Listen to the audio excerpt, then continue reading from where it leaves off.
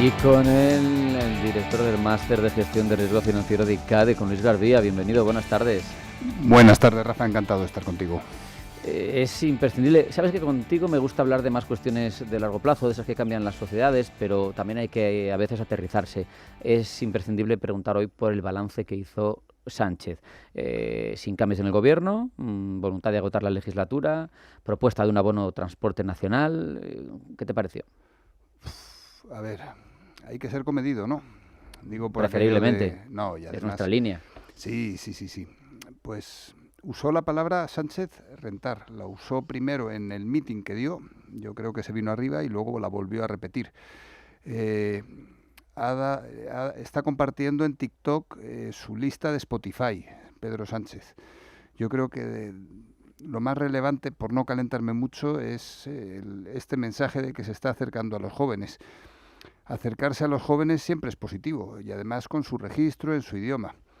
El resto, Rafa, un desastre absoluto. Relato, más bien, ¿no? Relato, porque además combinar ese relato con provocaciones y decir que su gobierno es el más feminista, no sé exactamente lo que dijo, porque tampoco hago mucho esfuerzo en recordarlo, pero sí que habló de feminismo, habló de corrupción, habló de Feijóo y de forma indirecta de Marcial Dorado. Me da pereza porque al final yo creo que deberíamos de llegar a acuerdos serios, acuerdos. Si sale un escándalo de corrupción en un partido, no menciones la de los demás. O sea, la corrupción es suficiente. ¿Y tú más? No entres en el y tú más. Si hay un tema asociado con, o sea, el feminismo es algo tan importante, Rafa, que deberíamos de tratar todos con cuidado. Bueno, pero se hace política de todo. Ponemos ya fin a esto que era obligado. Cuestiones relevantes. Verdaderamente, la vivienda asequible le preocupa también a Bruselas. Sabemos que España tiene una de las peores situaciones de acceso a la vivienda, pero en muchos países de Europa están igual o parecido. Habla de retirar barreras burocráticas, regulatorias, tanto para lo público, la inversión pública, como para la inversión privada, construir nuevos inmuebles, reformar otros.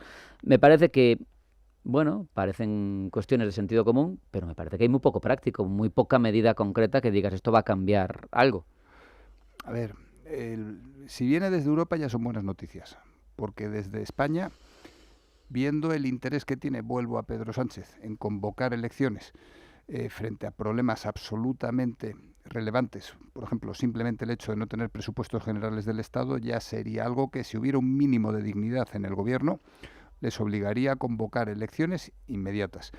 Pues visto el interés que tienen por resolver los problemas reales de la ciudadanía, que venga la noticia desde Europa ya es buena noticia. Bueno, es evidente que hay un gran incumplimiento por parte del gobierno, que prometía 200.000 viviendas sociales, públicas, asequibles en la campaña de julio del 23. Sí, pero Rafa, y no luego hay ninguna... se construyen y a los 6 años están en manos privadas. O sea, eso iba, que por ejemplo, y para entender que también el otro extremo o el otro ámbito del arco parlamentario tampoco lo hace bien, en mi opinión. En este caso, al menos, la Comunidad de Madrid ha perdido 10.000 pisos de protección oficial en 6 años, y la clave aquí es que por su postulado, por su concepción de este mercado, de este sector, rechaza dar permanencia a la protección oficial, y yo creo que esa es la virtud que tienen sistemas, por ejemplo, como el de Viena, que siempre está en manos de lo público. Totalmente, y te agradezco el que pongas un poco también el foco en la Comunidad de Madrid, porque esto no va del partido político de turno que le toque gobernarnos ahora. Esto va de una inercia acumulada.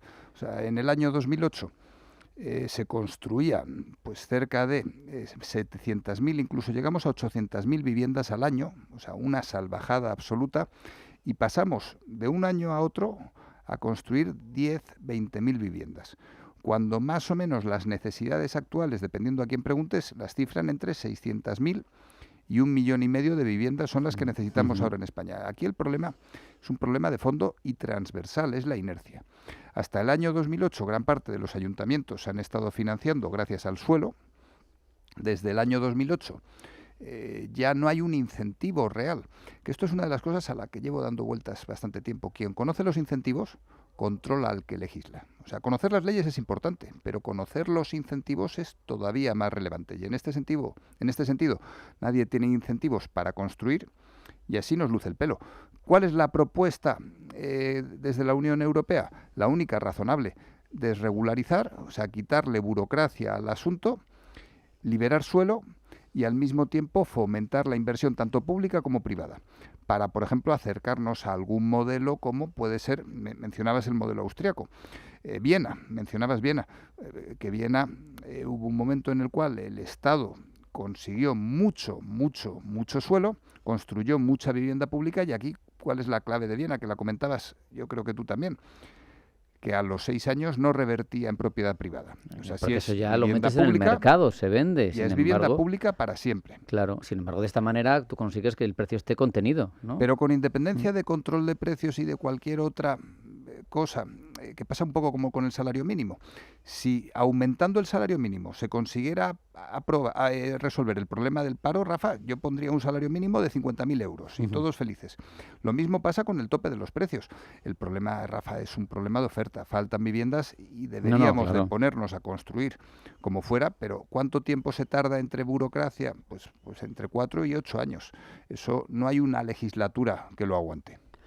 Volviendo a la Comisión Europea y a logros frustrados, pero relevantes, me estoy refiriendo a algo que tú has mencionado como clave para el futuro de Europa o alternativa para el futuro de Europa en muchas ocasiones, y era, por ejemplo, esa cercanía con el cono sur de América. Y es que no terminamos de arrancar 20 años negociando un tratado de libre comercio con Mercosur.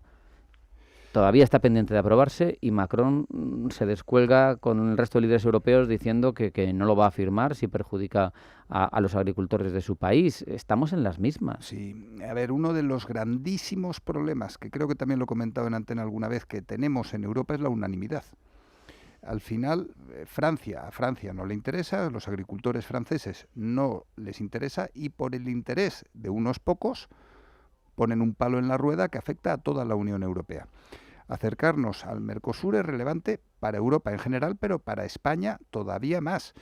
Y yo creo que nuestros agricultores llevan años haciendo esfuerzos en relación con ese acercamiento, y el problema es la unanimidad, Rafa. Deberíamos de tener mecanismos de gobiernos que impidieran a determinados países en determinadas ocasiones, como está sucediendo con Francia, bloquear la toma de decisiones, porque entre el exceso de regulación que tenemos en determinados ámbitos, por un lado, y la capacidad que tienen desde el Consejo Europeo de bloquear decisiones, pues acabamos en una parálisis por el análisis total, que menos mal que ha venido Trump a pincharnos un poco. Por otro lado, iba a decir, según se desvela de filtraciones a partir de la parte oculta del documento de Estrategia de Seguridad Nacional de Estados Unidos, que se hizo público a finales de noviembre, parece ser que hay una estrategia por parte de Washington para intentar sacar de la Unión Europea, para fragmentar, a Polonia, se habla de Italia, de Hungría, y dices, claro, por un lado, si estableces un sistema de mayorías y quitas la unanimidad,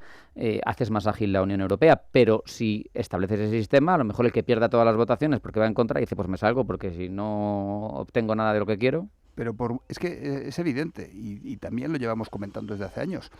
Por mucho que Trump se esfuerce en su teatro en señalar a China como su enemigo comercial, aranceles del 200%, del 300%, es todo mentira. El enemigo comercial de Estados Unidos, la competencia directa, somos Europa. Al final tenemos el mismo perfil, vamos a los mismos mercados, Boeing, Airbus, la industria automovilística, o sea, al final el enemigo natural de Estados Unidos desde un punto de vista comercial somos Europa. Y prueba de ello es que por mucho que por un lado nos despiste y nos haga mirar a Japón, nos haga mirar a Laos, nos haga mirar a Groenlandia, en cuanto puede soltar el brazo Trump, lo suelta contra Europa. Y le interesa a Estados Unidos, sin duda, una Europa desunida, una Europa que como mercado sea estupendo, pero desde el punto de vista de producción no haya competencia. En este sentido, mira la industria farmacéutica, que ahí es donde tenemos un poco la situación revertida, que esto le molesta bastante a Trump. Desde Europa con la industria farmacéutica sí que hay cierta unidad. Compra conjunta de medicamentos, en cambio en Estados Unidos esa unidad no existe. Y al final ¿eso en qué se traslada? Pues que Estados Unidos en determinados medicamentos está pagando hasta 7 veces el precio del medicamento en la Unión Europea. Pues al final es una guerra comercial en la cual, luchamos unos contra otros y evidentemente también sufre. Antes de los aranceles, los coches que se vendían, los vehículos que se vendían en Estados Unidos tenían mayores aranceles que los que se estaban vendiendo en Europa, los americanos en Europa. La realidad es que todo esto nos perjudica. La guerra comercial perjudica tanto a Estados Unidos como a Europa y deberíamos de, por un lado, la unanimidad de esta, quitarla, simplificación regulatoria y luego mirar a sitios mucho más allá de Estados Unidos, Mercosur, por ejemplo, que comentabas. Parece que no están siguiendo esas directrices nuestros amigos de Bruselas y quienes nos representan.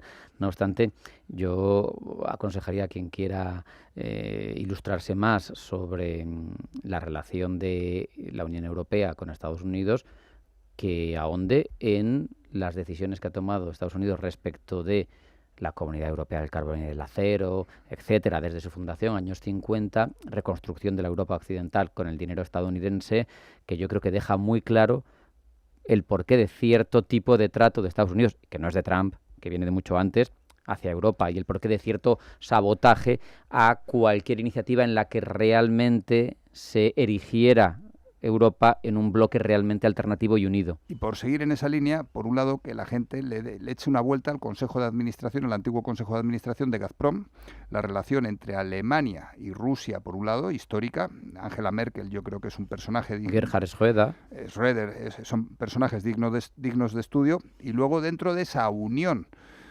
con ironía europea, la relación entre Francia y Alemania.